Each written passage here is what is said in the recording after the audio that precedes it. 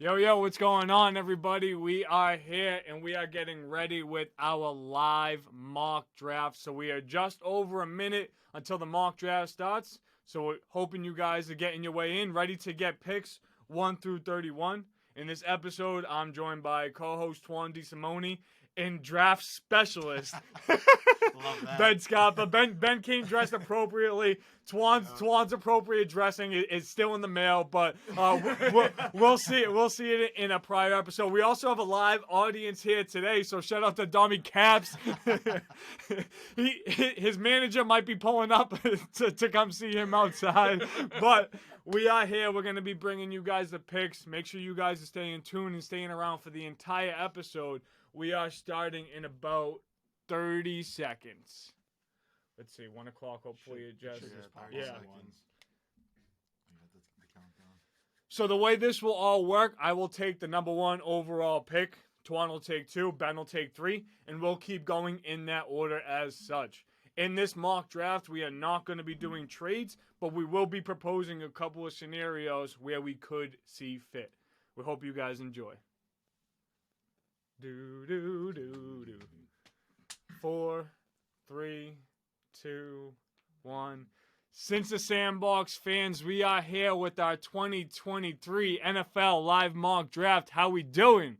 Thank you guys all for being here today. We are going to get things started with the number 1 overall pick. And that pick will be my selection.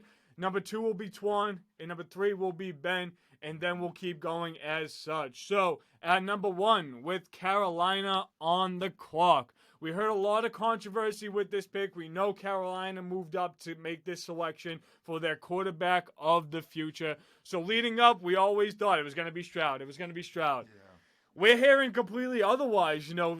Within the past couple of days, Bryce Young canceled all his top 30 visits, and it does seem fitting that Bryce Young will be the number 1 selection of the 2023 NFL Draft.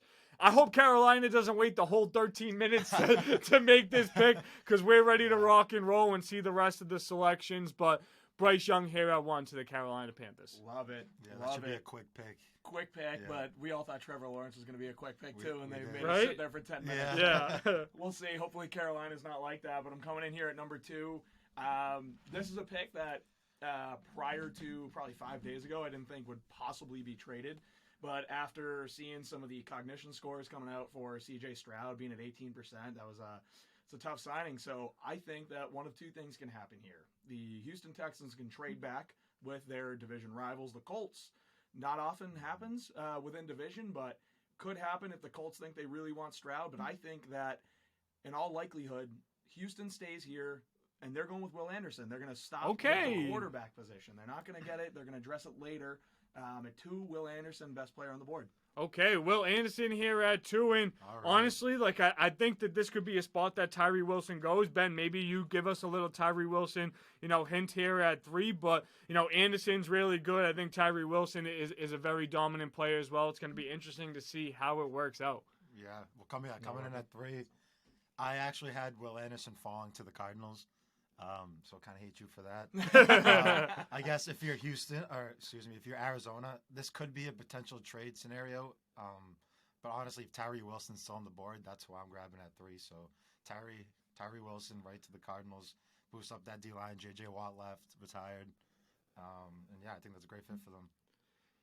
Yeah, and this could definitely be. Hold on, I'm gonna try and go onto YouTube and fix this really quick. We got some comments. Yeah, we got some comments going. Let us know if you can see the video. I believe it's all kicking pretty good. I got some live comments, but just want to make sure everyone's able to tune in. Yep, I got Ryan Gibbons. Shout out. Let's go. Hey, let's go. Yeah, I definitely think that Wilson could be the selection here at 3. It will be interesting. I feel like this is really a scenario where, there could be some trade talks. Maybe Indy wants to make sure that nobody leapfrogs them and really takes that selection. Yeah. So, I think they could also trade back and maybe snag Jalen Carter later on. Okay. After everything going on. So that would be another possibility, but I think Tyree Wilson's just proven a lot at the Combine. Steve loves Jalen Carter. Yeah. That's funny. No, but Jalen Carter, he definitely has, the talent to be one of these top pick selections. And we'll see, how do teams really value that, and how do they see, that scenario. For the Colts in this scenario, I really feel like this is a match made in heaven for them, because they were able to stay home at their pick, and now they have the option of either an Anthony Richardson or a CJ Stroud. So the fact that they get to make their selection, I hope that they did their homework. We heard Lou's opinions last week when he came in here. Lou joined us for, what was it, the biggest questions in the NFL draft. And it was really interesting to hear his takes. We know that the Colts can either be a team that, could be strong in that division, but they could also be a team that, falls behind a Jacksonville and a Texans. So going to be really interesting, but I do have CJ Stroud being the selection here at 4. Love it. If he's on the board, he likely has to go at 4. So at 5, here comes a curveball. Okay. Anthony Richardson to the Seahawks. Wow. Okay. I think that if he's on the board at 5, you're looking at a guy in Geno Smith that has a not lengthy contract, somebody that had an excellent year this year, definitely exceeded expectations, but we don't know how long that's going to last. I mean, he's not the youngest guy in the league, and he could also be a great, quarterback coach almost to someone like Anthony Richardson. We all know Anthony Richardson's going to come in the league. He's not ready to go right off the bat. He's going to need a year to sit down, maybe Mahomes level, where he takes a full year, sets out, learns the whole system, learns how to play quarterback in the NFL, not college, and then takes off in the next year. That could be a huge hit for the Seahawks. And we talked about it last episode. Seattle, Pete Carroll, they like to roll the dice. Yeah. This would be rolling the dice, but it could fit with them very, very well, especially knowing he's just going to be behind Geno Smith. I think that's a great presence for him, too. Someone great to learn from. That changed a little bit, Twon, because you had Jalen Carter going at this spot. I did. Well, see, the thing is, if Richardson's here, I think he goes to Seattle. If Richardson's gone at 4, right? If we, the old draft, we had Bryce, we had Stroud, we had Anderson, and then we had Richardson. So by the time we got to 5, he was gone. I just see if Richardson's on the board, they can take the leap, right? The Seahawks just got Draymond Jones. They filled out that interior defensive lineman. So there's a lot of moves that they can do here. They're in a good spot to make a huge jump in this draft. They definitely are. They definitely could use it, too. Geno's not going to be around forever. No. 6. Ben, here at 6, we got Detroit. We got Detroit. I see Detroit, a very young team, showed a lot of promise at the end of the year last year. I think this year they went out in free agency. They got Deshaun Elliott, or they lost Deshaun Elliott, but they got Cam Sutton. They got a couple other DBs. And I think they add to that, and they had the best tackler in the draft. And to me, that's Christian Gonzalez. Oh, going at 6. Love it. At 6, that falls Christian in line Gonzalez. with our mock draft. Does it? Falls right in line. I love that pick. There we go. Yeah, Christian Gonzalez or, Devin Witherspoon could be, either one of those guys could really go, at that top selection. Really depends on what a team is looking for, at that pick. But I feel like this addresses, an immediate need, especially where they just shipped off Okudah, going to Atlanta. And being able to get some compensation, knowing that scenario didn't really work out for them, I feel like just kind of makes that happen, in a best-case scenario for them. So this leaves me at 7 with the Las Vegas Raiders. And this is a really interesting spot, right? Because I feel like this is a team that could sneakily move up to, that 3 spot or that 5 spot, depending on, if the guy that Seattle wants is there or not, or maybe they think they want to go and get a Stroud and they want to leapfrog, the Colts who selected CJ Stroud here at 4. All really possible. That would still give Arizona a selection inside the top 10 and potentially, some future capital that went along with that. So, for Vegas, just some immediate needs that I see here, a defensive line, defensive back, and obviously quarterback. But with the top quarterbacks off the board, I really don't see that being a selection. The first time we did one of these mock drafts, I had Paris Johnson, the top tackle, in my opinion, going here. Didn't get a lot of great feedback on that. I know they have Colton Miller on the left side. I think sharing up that right side could be, a great selection there. But I actually don't have that being the case. We saw the impact of a cornerback in the NFL last year with Sauce Gardner. And, Derek Stingley Jr. was the cornerback selected right before him, at that 2 spot. And then Sauce, ended up going at 3. So I'm going to go back-to-back corners here, Ben. I'm going to double down, and I'm going to give you guys a Devin Witherspoon here going to Vegas. I feel like this really helps, assure that defense. We know that Jalen Carter isn't an option there, Twon. Yeah, no so Prison. Immediate prison. Right. So I think Witherspoon would be, you know, a great addition for them. You have Max Crosby, you have Chandler Jones shoring up that secondary and trying to give, you know, a top playmaker that doesn't have those off the field concerns, or at least just yet. I think that this is a great selection for them. Yeah, Awesome. much needed one too. Yes. Yeah, love the pick. Love the pick. And that brings me to Atlanta at 8. I got a guy in mind, and again, it's going to fall in line with our mock draft. It's one of the better edge rushers that I believe we're going to see, but to me, this guy is either bust or beast. I know in a prior episode I said bust, but I mean, the more I think about it, the more I'm thinking beast. And again, that was a bold prediction. Yeah. We were throwing some bold predictions out there. He was put on the spot. It's okay. In all reality, I was put on the spot. In all reality, could be one of the better edge rushers that we're going to see. Nolan Smith staying in Georgia, going to Atlanta at 8. Okay. Monster I like on that. that line. I think like he could that. be. They need a pass rush presence.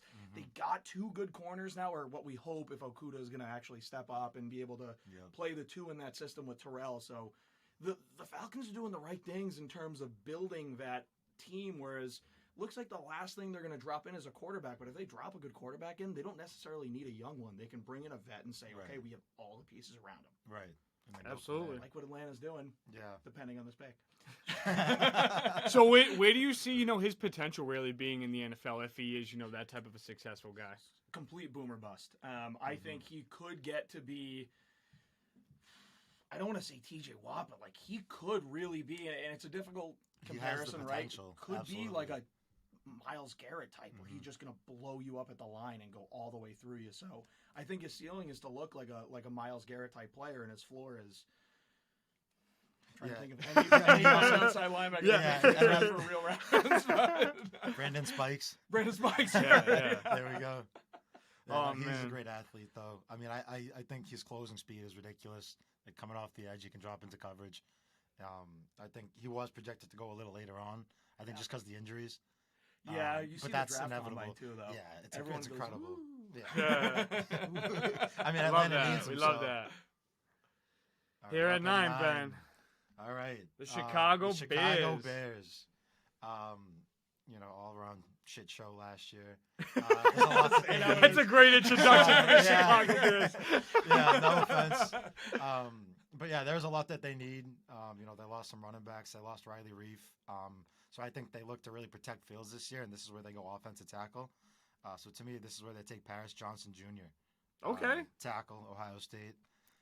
Freak, absolute massive human being, 6'6", 310. You know, great hands, great athleticism, can kick to the outside, he's fast, can get the edge rushes.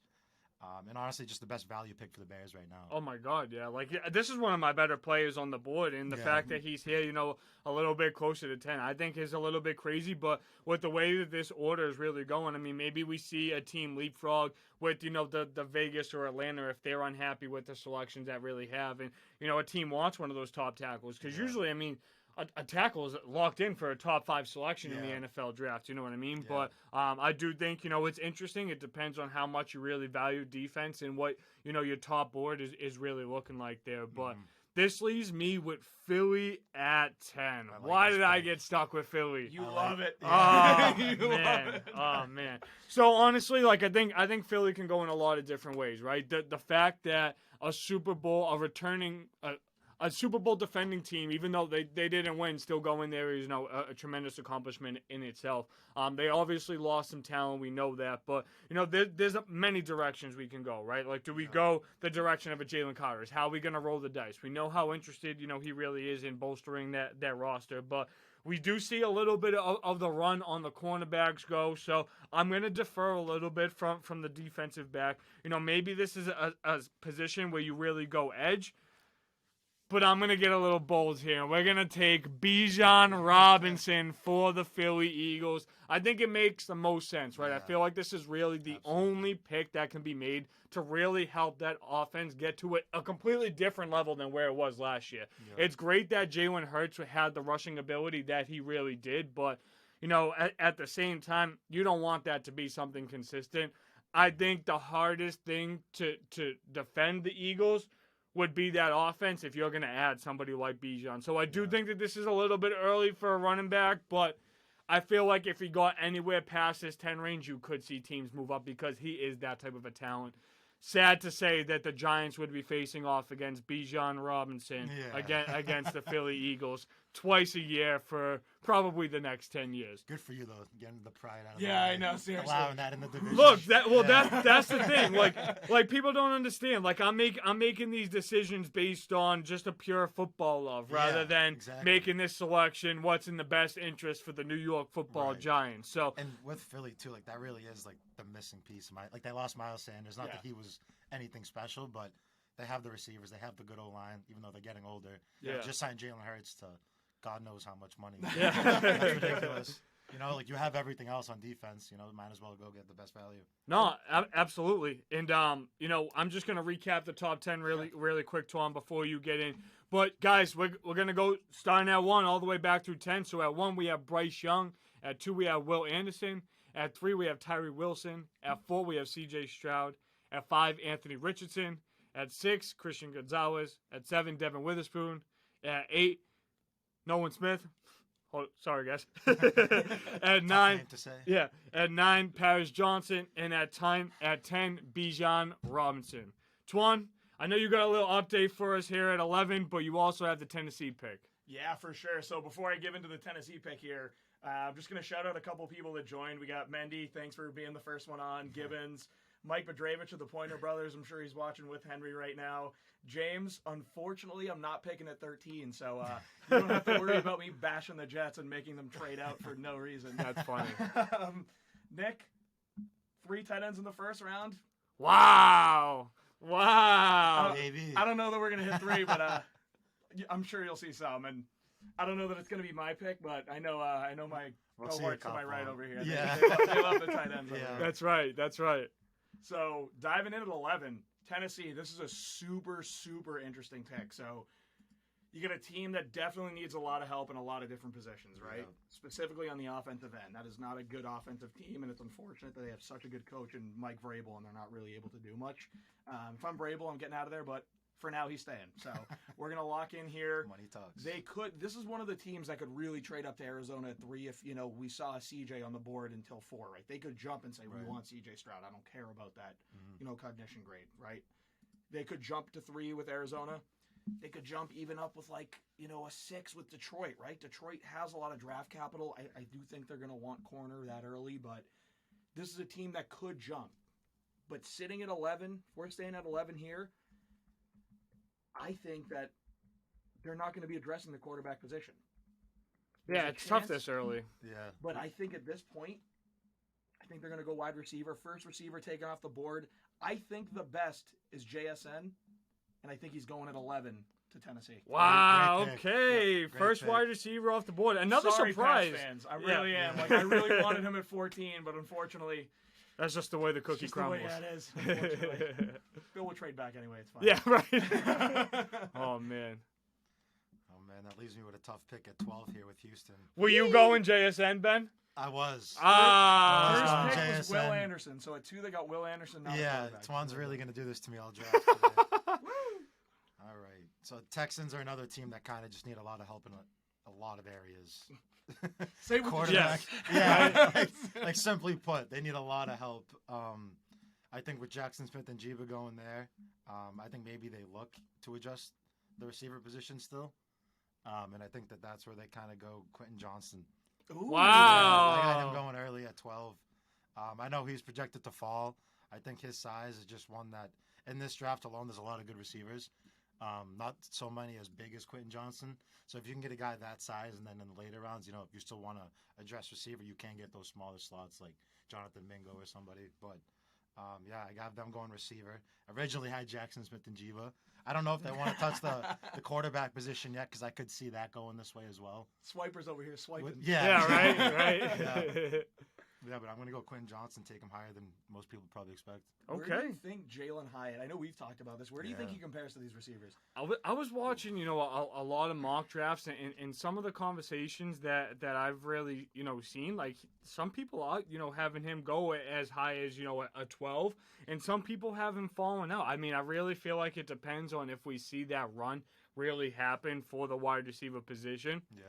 Not sure, Twon, you also heard, my opinion, I don't think that there's going to be that many first-round wide receivers. If this is the case and Houston was looking for a wide receiver, then this is very fitting where Johnson would be, a selection here. But, I do think that makes things, really complicated for a team like New England, for a team like Green Bay that could really be in that top wide receiver market. So at 13 here, this leaves me with the New York Football Jets. What a great pick. We don't know what's going on at the quarterback position. Like, is Aaron Rodgers out of the equation and maybe a Levis or a Hooker is in consideration here? Like, we have no idea where that really stands. So it's really interesting. But I don't have that being the selection. I do think that bolstering this offensive line is going to be extremely important. And, Skoronski was a guy that was talked about, as one of the top tackles, or if you want to put him on the interior bend because you said things like wingspan, really being selected and specified through the process. That can be like a little critique. So that's why I think Paris Johnson might go first. But this is where I have Skoronski. I feel like he's the most adaptable to play inside and outside. Can put him right on that right side or can toss him right in the guard position and should create, tremendous running holes for Breece Hall and a good, pocket protector for Aaron Rodgers, as we assume. So Skoronski hit to the Jets. And then that leaves a very interesting pick at 14. Woo! New England Patriots, baby. Please keep it. Man. Please keep it. So, in all likelihood, this trade, we're about to go back to 30, and I'll be up until midnight watching us pick somebody that I don't know who they From are. Chattanooga. Exactly. Something like that. Or a D2 school, but it worked out for Duggar, right? It did. He's doing commercials. That's funny. But there's, see, he's incredible. getting ads. Yeah. He's getting it. He's getting making it. it. Can you hear that, Duggar? Yeah, right? Please. Please. So in all likelihood, I do see this getting traded back as just something that Bill likes to do. But let's humor ourselves and stay here. I'm gonna stay on the offensive tackle train. I think it's someone we need. Isaiah Wynn was terrible. Yeah. Trent Brown looks like he didn't want to be there. We need a tackle. We got Riley Reif, fortunately, and for very inexpensive. So I think we're gonna go with, on my hot take, the best tackle in the draft, Darnell Wright from Tennessee. Wow. Okay. I like it. Now, Ben, you're a Pats fan too. I am a Pats Just want to fan know your also. opinion, man. Come on. I like it. If Darnell Wright's there, in my opinion, he's like the number 2, number 3 tackle in this draft. So if he's there, I think we should go for it because it's definitely something that we need. I did have a little bit different of an angle. I had us taking Joey Porter Jr. Oh! I love it. Yeah, and I only had that because I think we're athletic enough at the corner position, but we're not big enough. Like we have Jonathan Jones, Marcus Jones. Jack Jones is like 6'1". It's a good size, but in this division, the AFC East, like you're gonna have to have some bodies out there. Yeah. So that's why I had us taking Joey Porter. But true value pick, I'll take the O-line all day. I think that's more important. So. I love it. Yeah, I mean, I just feel like, for the immediate presence of the New England Patriots, like, I feel like that this is, just a direction that they have to go. And the reason why I say that is we know how, good Belichick is with finding defenders late or not even finding them in the draft and still turning them into, no, I don't want to say, all-stars, but at least starters in the league. So, whether he schemes that up or however he finds his defensive guys, I think it's important. The Patriots really haven't hit on the offensive line, that successfully recently. They didn't have much success in the first round that recently. Yeah, I know it. Yeah. But I know that there's a lot of people tuning in right now that are really anticipating, this Patriots selection. I have to give a couple shout outs. I know Alex Matsuti's watching, and we used to do before, since the Sandbox was even a thing, when I was living in East Boston and Winthrop, we were doing, mock drafts before they were even able to select them on PFF or NFL.com. No just literally doing it on a notebook, just like we are now with the notes. So shout out to Al. I know he's always watching and supporting since the Sandbox. But, it is a really interesting direction. And I think that there are some defensive plays that could be great. But there's less room to fail when you select one of these offensive linemen. And you need an upgrade anyway. I mean, you're talking about guys that are playing, that just, I don't want to say that they don't deserve to be there, but aren't going to help Mac Jones get to where Patriots fans are looking for him to be, plain and simple. Right. Mm-hmm. At 15, Ben, you got the Green Bay Packers. All right, I'm going to get a little off track here. Oh. I think the Packers are, no Rodgers, a team that needs to address ball catchers, receivers, tight ends, all of it. So right now I have the first tight end going off the board. Whoa! Yeah. You happy, Nick? And that's F15. That's Dalton Kincaid to the Packers. Damn. Wow. Yeah. And I like this pick because he is a great tight end. He's one of us. He's one of the boys. He's a phenomenal guy. If you watch all of his interviews, but He's one of the boys. Yeah, he is. He has a crazy flag football story. I highly go. Does he? I can't say it on this. Oh but man, yeah. I bet you have a better one. Yeah, no kidding. But he, you could line him up in the slot. Like you could play him at tight end. He's very athletic, like great parameter when it comes to catching the ball. So I think that he just helps add to that safety cushion for Jordan Love. Give me a player comp. Player comp. Yeah. Oof. I kind Colin of Kincaid. I kind of see like a shorter George Kittle, like just an Ooh, athlete. And I'm not saying, interesting. and I'm not trying to say like best of all, like best in the league, but like that athleticism, like his ability to run across the middle. He can run the deep routes. He can run short routes, get open, hit the whip route, and all that. So I just think he's a good athlete in that sense, and that's my current comparison. Maybe. No, I won't go Gronk. I see the Kittle comparison because the explosiveness and the athletic ability, but I do think the gameplay is a little bit more comparable to a Dalton Schultz. Yeah. I don't think he's as good of a blocker as Kittle or Schultz is, but I can definitely see him being effective in a very similar way. And now I think it's really interesting to see, how this really works out for a Schultz going to a team like Houston, right? He's looked at at the moment, depending on Mechie's status, as the number one option as far as receiving goes. So really interesting. I mean, he walked away from the Cowboys. That's also interesting because that was a top offensive unit. Yeah. But maybe he sees something that a lot of other people don't because he was inside that locker room, inside that team facility. I think Kincaid is an interesting pick. I think he has the most potential. Is he the most sure pick out of these guys? Probably not, but I think when it comes to comparing a lot of these tight ends to the wide receivers, Twon, we talked about this in our draft coverage a lot. I wouldn't be surprised if we did see, a Green Bay, a Chargers, even when it comes to like the Cowboys go in this type of direction, just comparing that to what it would look like for, other wide receivers or comparable picks at the selection. So at 16, this gives me the Washington football team. So I'm not sure if I get the Dallas Cowboys, but that's 3 out of 4 of the NFC East. So really love making these selections here. It makes it really interesting for me, and it hurts for the Eagles and Washington to be more honest about because these are teams I despise. But Straight back. Yeah, at 16, Washington, I do think that this is a team that could be in the quarterback market. I don't know if Levis or a Hooker is going to be, either available or going at the 16th spot. They're available here, but I don't have that being the direction that they go. Even though I do see the need, I feel like them just kind of like tossing darts at the quarterback position. Unless that this is a guy that they truly love, the only way I see that happen is if it's comparable to like a Steelers situation from last year, where Kenny Pickett really stood and the Steelers stood and they got the guy. So one of those two guys could be a selection. I do think a trade down is a potential option. Another questionable dot is wide receiver. Somebody to go along with Jahan Dotson and Terry McLaurin. But I am going to have them going in a different direction. I'm going to have them going in the defensive line position. And this guy can play, a little bit more on the edge. He could play a little bit more in the interior.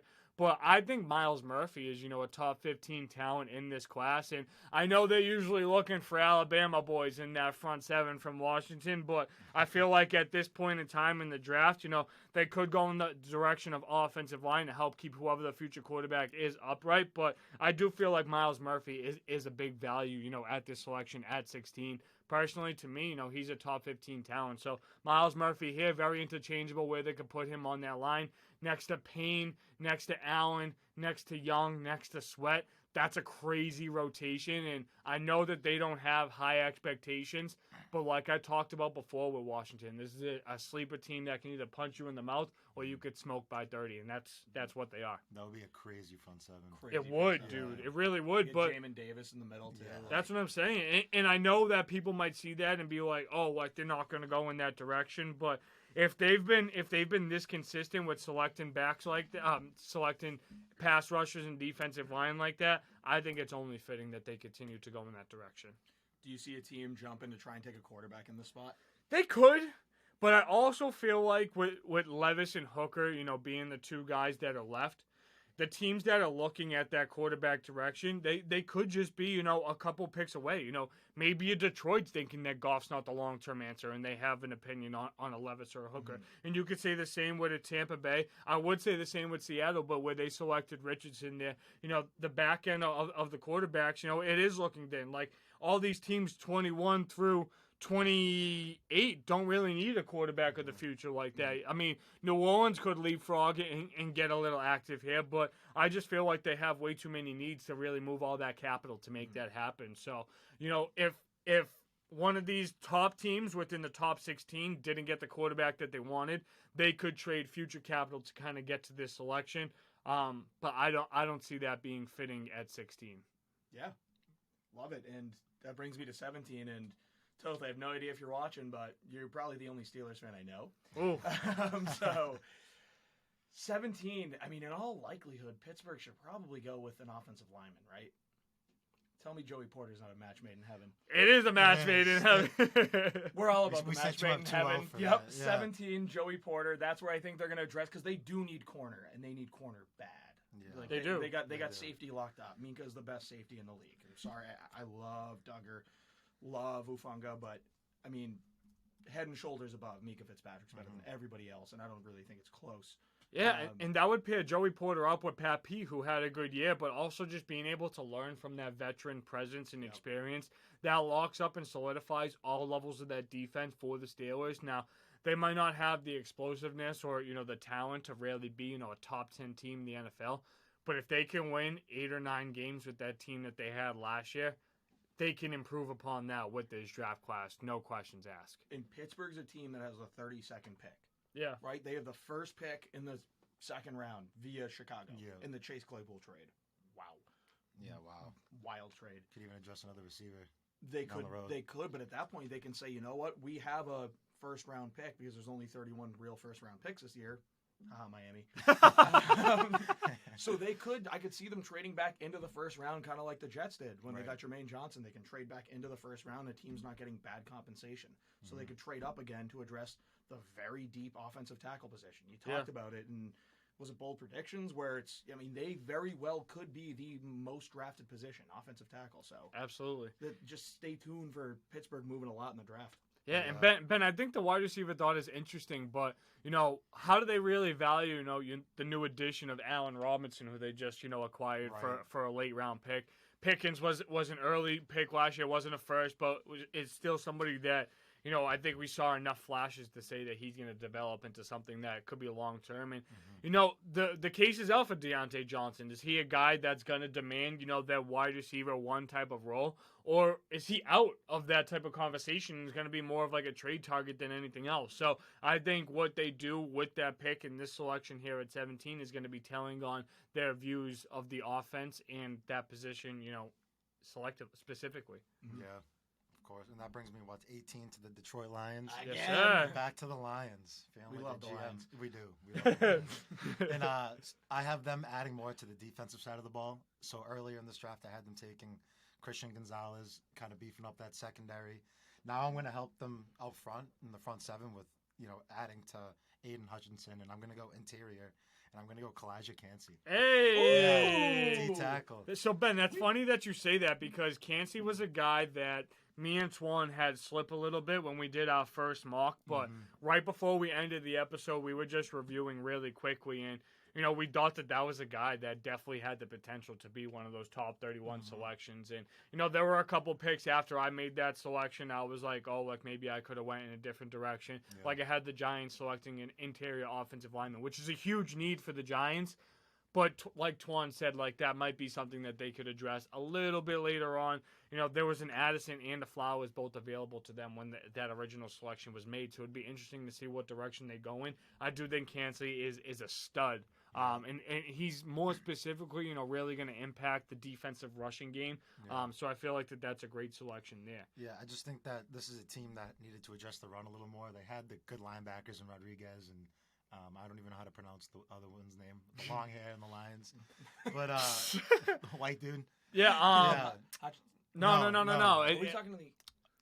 Is it Alonzo? Alonzo. Yeah. Him. Anzalone. Anzalone. Yeah. Yeah. That's a fellow Italian.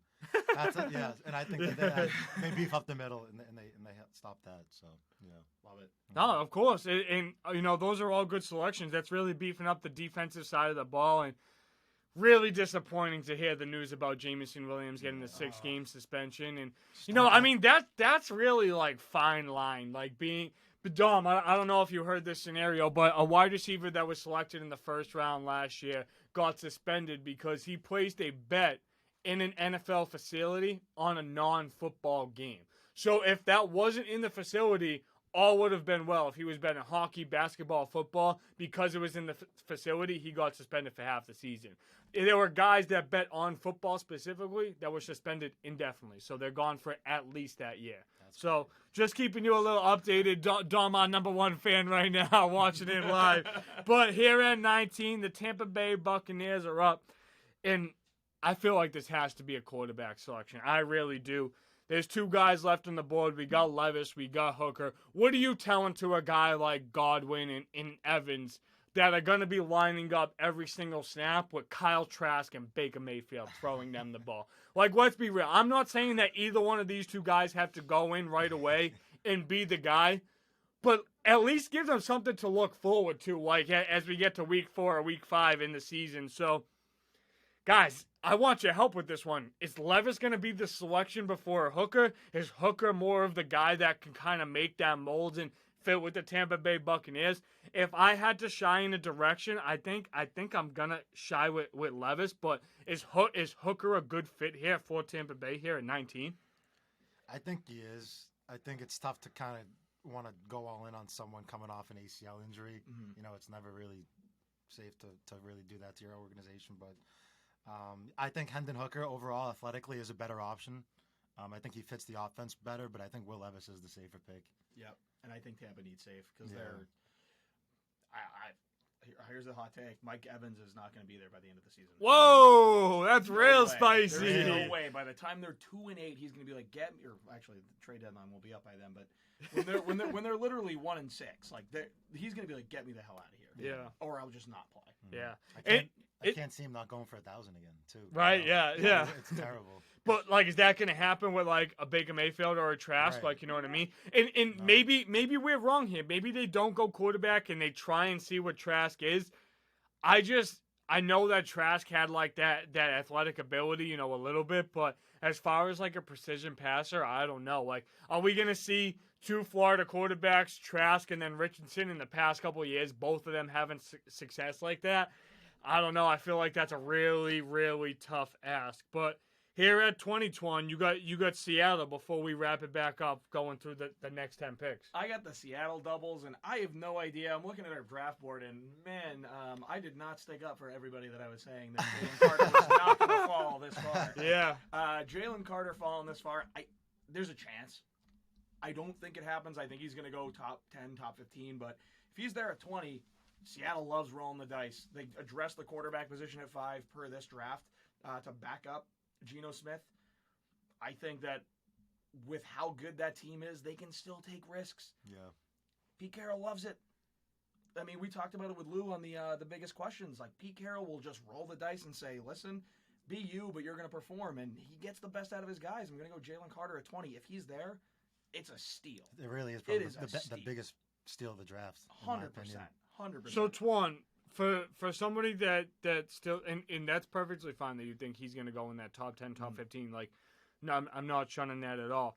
I want you to give the opposite side of the spectrum, right? We've heard a lot of negatives, right? We heard about the arrest warrant. We heard about out of shape, a bad speed, as far as at the pro day and things like that. Why are none of those things important when it comes to selecting Jalen Carter? Because based off of pure talent, outside of maybe Will Anderson, he is the best player in the draft. Wow, the best one that in college, dude. I mean, just an animal. Nobody can stop the guy. The guy, he's just one of those guys where before all the shit came out, it's like you thought he was the first pick. Yeah. Like it was contemplated on like, does a team actually need like a quarterback, or does Chicago stay and go, I'm gonna get Jalen Carter? Obviously, everything happened.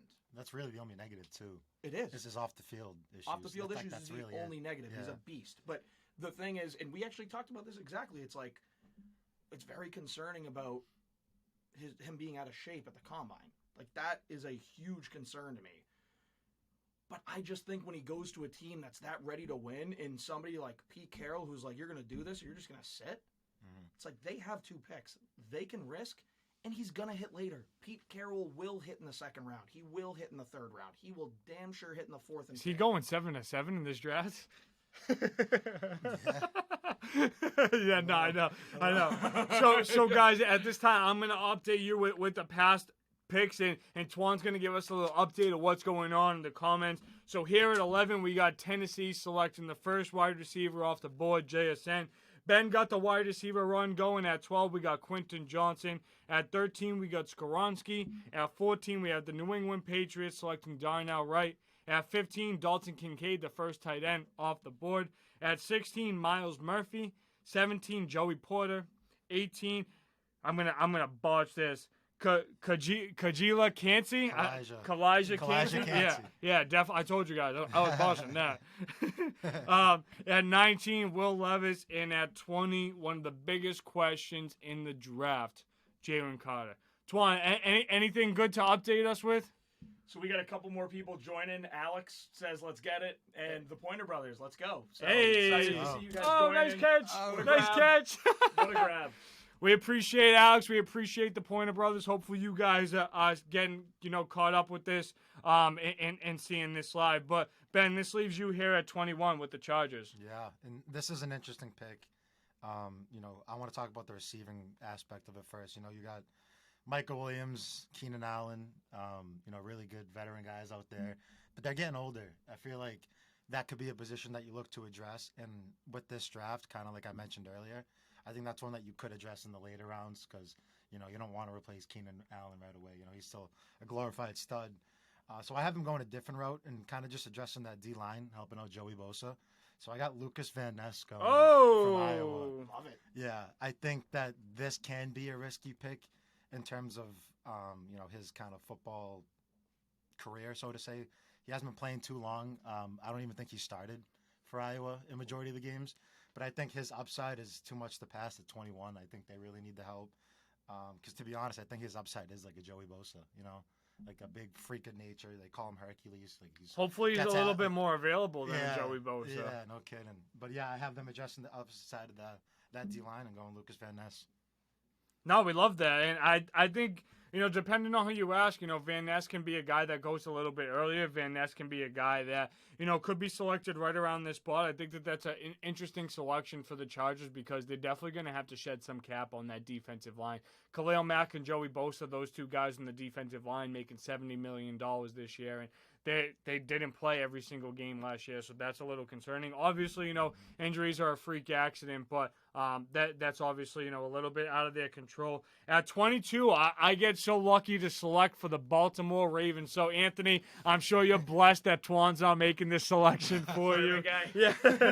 But we're looking out for the Ravens. They got Odell. With that happening, I do think Lamar Jackson could be back, just having that opportunity to have a playmaker. And, maybe this is a team that does go in that Bijan Robinson selection, if he doesn't go at 10 to Philadelphia. But I do have them going, in a little bit of a different direction than Bijan, staying on the offensive side of the ball. And I do have them selecting, a Zay Flowers out of BC. So, with Addison and Hyatt on the board, some people may think that that's a little bit of a crazy selection. But, you have Odell, you have Bateman. I feel like you have to add to that room in case that there's an injury because with Odell and Bateman, we know that's, that can be a consistent thing. Mark Andrews and Isaiah Likely. I mean, I feel like you have to put all the cards on the table for Lamar Jackson to really have that success. Anthony, I hope you like the Zay Flowers addition. I think that, his skill set might translate a little bit more to a successful outcome for the Baltimore Ravens. And, I could have went defense. There's a lot of guys still on the board that could have been fitting here. Yeah. But I do think that this answers and tries it to calm the fan base down that was a little disgruntled this whole offseason. You got Lamar for one more year, buddy. Yeah. You probably got Odell for a year, too. Just a year. Yeah, just a year. If he plays more than a couple games. Handful of games. Just a heads up. This is what everyone's still seeing. Yeah, I know. What am I going to do? It is what it is. Yeah. Well, we're almost done, so. Here we got 23. Everybody loves Minnesota, right? Yeah. Nope. So, Minnesota, they have a couple different things that they can do here, and it's really interesting because I haven't seen many people say that they should be addressing the quarterback position. I think that's something they really do need to address. I agree. Like, Kirk's 100%. not, goated by any means, right? He's not a beast. No. He's Kirk. Yeah. At 1 o'clock, it's a Simply different put. story. But when you get into the playoffs, like, he's not playing at 1 o'clock. Exactly. So I think you're going to need somebody to back him up by the time the season is over. I mean, I don't know how much longer he's going to be playing. I don't know how much longer he would stay in Minnesota. I mean, I think you need a guy to be able to back him up. And Kellen Mond, I don't think is that guy. He's the guy there right now. But Hendon Hooker's still on the board here. Yeah. And I think they're going to hit Hendon Hooker with 23 to Minnesota. Wow. I like that. I like it too. I think that's a very fitting selection, honestly. And this could be a selection that could go earlier. Like I said, it wouldn't be surprising if he goes before Levis. In my bold predictions, I actually said that, he wouldn't go in the first round. But with the way that this mock went and we had 3 quarterbacks go within the top 5, I think that there were definitely some teams and organizations that felt a little deprived of that quarterback position and wanted to get that solidified a little bit early. Absolutely. We're on to Jacksonville. Duval. Tell everybody how much we love Jacksonville, man. Oh, we absolutely hate them. I don't want to hear that. No, I'm just kidding. Listen, I do like the Jags. If we failed with the Goodell cut, we definitely should have got some T-Log locks. I know. Yeah. It's a fail on my part, guys. Throw some hate in the comments, please. Yeah. Let them know. That's funny. Where is it? Yeah, so Jacksonville, very fun team to watch last year. I think they do have a couple areas on defense that they could address. So at 24, I have them addressing the corner position. Oh. And this is where I have a guy, Emmanuel Forbes. Wow, okay. Yeah, he led all of college football in pick sixes. He's just very explosive. I actually had him going to the Ravens. Interesting. But I think that his upside is incredible. I don't think he made his stats, aside from pick sixes, it was nothing crazy. But he just is a dynamic player, spark. He needs someone to get that secondary going, getting Trevor Lawrence back on the field. So I got Emmanuel Forbes, Mississippi State. Nice. And that brings me to the New York Football Giants here at 25. And Ben, you got me a little nervous when you started going that cornerback direction because I do think that that's what the Giants will end up selecting here at 25. But there's a lot of options on the board, right? We have an Addison, we have a Hyatt. I feel like Hyatt's skill set might be a little bit more of a better complement in the Giants system now that we have, the upgrade with Darren Waller at the tight end position and some healthy wide receivers coming back. But Addison could be a great fit too. I know he's a little bit more of that smaller mold. Do we go in the interior defensive line next to a Dexter Lawrence and a Leonard Williams and a Brian Breeze or a Mozzie Smith? They could. But I actually have the Giants going the cornerback position. Deonte Banks was a guy that I was hoping was left here because the Giants last year played so many defensive schemes and setups with 5 or even 6 defensive backs on the field. And when Adoree Jackson went out and now we don't have Julian Love, that's a little bit troublesome. So we need to find ways to keep that defensive production high. And I do feel like Deonte Banks is not somebody that's getting, too much love. I know that he could go a little bit before 20, but could fall, as far as the bottom end of the first round. But you could put him in as your slot corner. Could be, a little free safety on that zone coverage, if we're playing, a zone scheme defense. But I feel like if you put him there with Adoree Jackson, Amani coming over from the Lions, I feel like that gives the Giants a great secondary. Continue to bolster that pass rush, and we'll see what's going to happen with Thibodeau, and continue to address the offense in the second round. But Deonte Banks, I feel like, is a great fit here for the Giants. Steve, you get a little bit of relief here. Dallas Cowboys at 26. I got this one. Thank you. So Dallas Cowboys, again, good organization, terrible owner.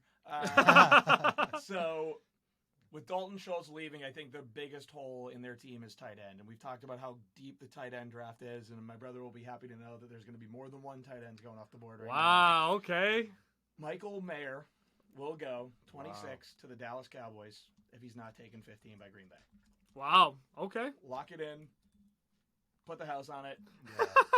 Maybe a little less than the house. Yeah. I just think he's the perfect fit, right? They need to address that tight end position, something awful, and to have a player that's that talented still on the board, you gotta take the stab at him. Because what are you gonna do? Get another edge rusher? I think you're good in the front seven if you're Dallas, honestly. Yeah. You're good in the front seven. You could definitely use another corner to help out there, but with the amount of corners that are taken off the board with who's left, I just don't know what makes sense at this point. Get yourself another passing option for Dak. He seems to be most comfortable with the tight ends, and you just took his tight end to where his tight end just walked out. So you get Michael Mayer, you get an elite pass catcher. Yeah, he's also an elite blocker. Yep. He'll get extended tackle essentially too, and that's something that Dak needs. That's my Kittle comp. Yeah, that's what I like. That's it. Yeah, I do feel like Kincaid has more of like the explosiveness to be like that dynamite pass catcher, but I do feel like Mayer is more of like that complete molds where like, yeah, in the play action game, he might be somebody that could be disguised as a blocker that could really break out and make you pay. Especially going to a team like Dallas, who I feel like operates so well under play action type of football. Absolutely. So look, just trust me from experience. I think that's a good pick there. Watch a lot of Cowboys games. Too many. So, Ben, this leaves you at 27 with the Buffalo Bills in the AFC East. I feel like you picking the Eagles pick. Yeah, this right. is tough. Bias aside, I think the Bills are in a great spot here with the way our draft is kind of shaken up. I think if a player like Jordan Addison truly falls to 27, you go and you get Stephon Diggs some help. Gabe Davis, he's good. I don't think he certified himself as that number 2. So I think that you kind of go and you invest Jordan Addison 27th overall. Nice. A guy who had a great career in college from Pitt to USC. The Blankenkoff Award winner. I don't even know how to pronounce that one. Fast receiver.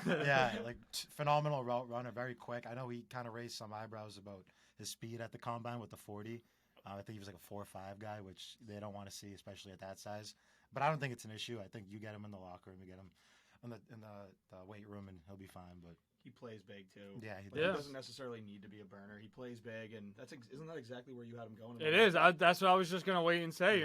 This is 2 mocks in a row out of Sense of Sandbox where Addison was a selection for Buffalo, and I'm not saying that we have to lock that in or that we have to put. I don't think we should it. lock it in. Please don't. but I feel like that this is a proper selection. We saw that Gabe Davis could have games in the number 2 role, but I feel like he's more explosive in complementing that offense in that 3 role where, you do have, a number 2 that can kind of, have that skill set that offsets, a Stephon Diggs and a Gabe Davis. So Addison is that, and, maybe this is a guy that kind of makes that Cole Beasley type of role inside that offense, staying short, doing the zigs and the zags, and just having a lot of success with yards after the catch and things like that. So we have a couple picks left in our mock draft.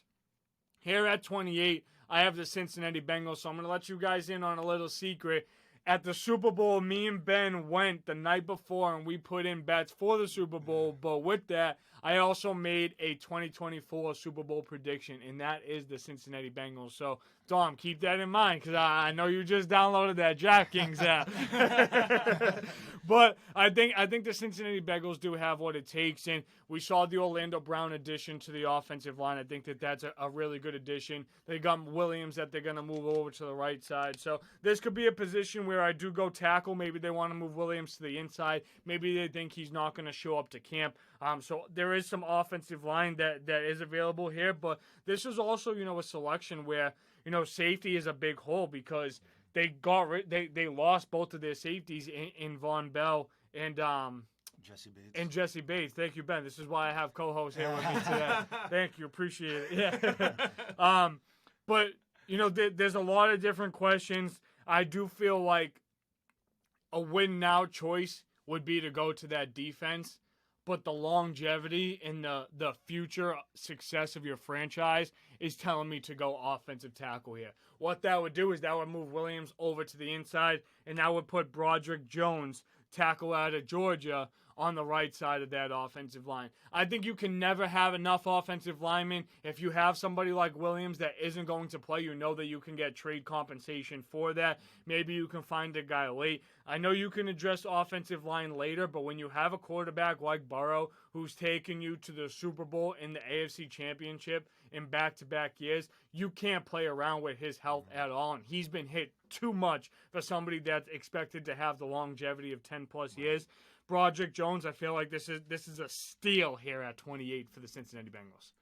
before jumping into New Orleans at 29, do we think are we all on the same page here? Joe Burrow, top 3 quarterback in the NFL. Right? Oh yeah. 100%. I think you. I mean, I'm not arguing him Might even one. be two. I think Mahomes is one, but yeah, like I think the conversation based off of last year is and in any order is Mahomes, Burrow, Hurts. Yep. Same page. Yeah, agreed. Yeah, I mean, Yeah. Josh Allen, no, maybe. no disrespect to Josh Allen, Kev. Like honestly, Yeah. but I just feel like there were a lot of stupid mistakes that we saw, and maybe that's because he didn't have enough of a supporting cast. Maybe that's because, like you said, Dable wasn't there, and that was the difference in his elite level play. I think shoring up Joe Burrow on his feet for probably 20 less sacks than what he would get in a given year, I think that's going to have him kind of sniff around that 5,500 passing yard number, and I don't think that's crazy to say. No. Absolutely not. I mean, and Broderick Jones being here at this point, like, he's still it's a bargain, awesome. kid. It's a huge steal. That's Yeah. a steal. Like, him being here this late, I mean, you gotta pull the trigger on him. Like, Yeah. And I love what you're saying. Like, they could also address the safety. They could also address some of the other things. But Right. I love a no tackle for him right here. Yeah, I mean, there's still a lot of great a great defensive value linemen. pick again, Yeah, but like Brian Breeze, Mozzie Smith, Will McDonald, who you've been raving about, So there is a lot, and then the safety position hasn't even been touched yet. Brian Branch, Antonio Johnson, Jordan Battle. So you can keep tossing names all you want, but I feel like for the future and the immediate success, this is your selection, especially when you have a Chase, a Higgins, and a Boyd at the wide receiver position. Here we go with New Orleans. I think Let's this is go. a team that could potentially trade up for Absolutely. just like a real big need. But at this point, if they're staying at 29, you mentioned a lot of really good players. I think they're going to need to firm up that front seven a little bit better. It's getting older. It's getting a lot older, and I think you can get a great edge rusher in Will McDonald right here. I So knew you were going to do it. Yeah, I knew you were going to do played it. me into it right there. So Steve got me there, but I mean, Will McDonald at 29 here, I think it's a great pick. Just a premier edge rusher, I think. And listen, we saw a bunch of guys go before him on the board here, but I also wouldn't be shocked if we saw him go earlier. He's really, really good, and for an Iowa State team that played really, really well on defense this year. Yep. I mean, I think it's a great pick for them at 29. Yeah. I feel like the way our draft ended, like this is just a bunch of great value picks to round it off. Yeah. And I'm going to keep the train going with the Eagles. Earlier we talked about the running back being like a big hole. I think safety's right behind that in terms of what they need. So I think they go out and get a guy, Brian Branch from Alabama. Dog. He can play. He can play in the slot. He can play outside corner. He can play safety. He's, in my opinion, behind Christian Gonzalez, the best open field tackler in this draft. Wow. Very physical player, and that's something that I know Philly values. And I think overall 30th steal. Yeah. Brian Branch. Love it. No, it is. And Ben, that wraps up your selections. Twon 29 wrapped up your selections. So Take us home, big guy. yeah, I'm gonna bring us home. home. And look, let's address the elephant in the room. The last pick of the first round is always a position where people can move up to get that extra year of the contract. Yeah. So before I just immediately get into Kansas City, I want to highlight some of the people that I feel like could still either have been gone or will be the best available, some of the first people to go within the next round. So, a name like Cam Smith wasn't mentioned in our first round. Keon White and B.J. Ojolari at that edge position. Brian Breeze and Mozzie Smith are names that are still available on the board. DeJuan Jones, Jalen Hyatt, Darnell Washington. Those are some of the top names left on the board. And with Kansas City being here, man, they can go in a lot of directions. Like I said, they can trade this pick. I think safety is really kind of where I want to lean. But honestly, like my gut is telling me this pick is going to come down to a Jalen Hyatt or a Brian Breeze. And the reason why I say that is we saw the departure of Juju. Kansas City hasn't really bolstered that wide receiver room to the way that we would want them to. We know what Travis Kelce can be like in that role. I think Jalen Hyatt could be a great selection, especially with the speed and the burner ability that he has here. But I think that they're going to prioritize defense. I really do. I feel like with the year that Chris Jones had last year, he's going to get too much attention to not. And I know that they drafted Karlaftis last year on the edge position. Well, I'm almost dying, guys, in the last pick of the Almost draft. there, Steve. Yeah, I know. You're Trying to almost bring there. you guys home, all right? I think Brian Breeze is the best available player left on the board, and defensive lineman out of Clemson. We know he's going against the top talent at the collegiate level. Yeah. I feel like that this is a pick to help that defense of the future. I know that offense has needs right now, but coming off of a Super Bowl, I feel like you need to. I don't want to say slowly bolster that, but there has to be some talent that you see in like the second, third round that you can come in and you could still plug in and play. And let's keep in mind, Sky Moore was just a second round pick last year, so they could continue to go in that direction. And with Brian Breeze, being selected, a Hyatt and a Downs are still on the board, so they could go in that direction. I'm going to recap the 21 to 31 really quickly before we wrap up. Lucas Van Ness, Zay Flowers, Malik Hooker. Hendon Hooker. Malik Hooker's a safety. Again, a little confused here with the names. Emmanuel Forbes, Deontay Banks, Michael Meyer, Jordan Addison, Broderick Jones, Will McDonald, Brian Branch, and Brian Breeze to wrap it up. Guys, this was the Since the Sandbox live mock draft. We hope you guys got to see it live. If not, we're going to be giving it to you right after the episode continues uploading. But we appreciate all the love and support that we got leading up to this, especially from our loyal #1 fan here in Dom. Dom, look, it's not easy to just sit in here, sweat, and watch and stay quiet throughout, the hour of the episode. So we really appreciate it, and that's why we're hooking Dom up with some calzone later. You guys know the deal. We'll be watching the draft here live. Feel free to let us know your picks, what you agreed with, what you disagreed with. As always, it's peace and love. You guys know the deal. 5 stars, nothing less. 5 stars. Peace out.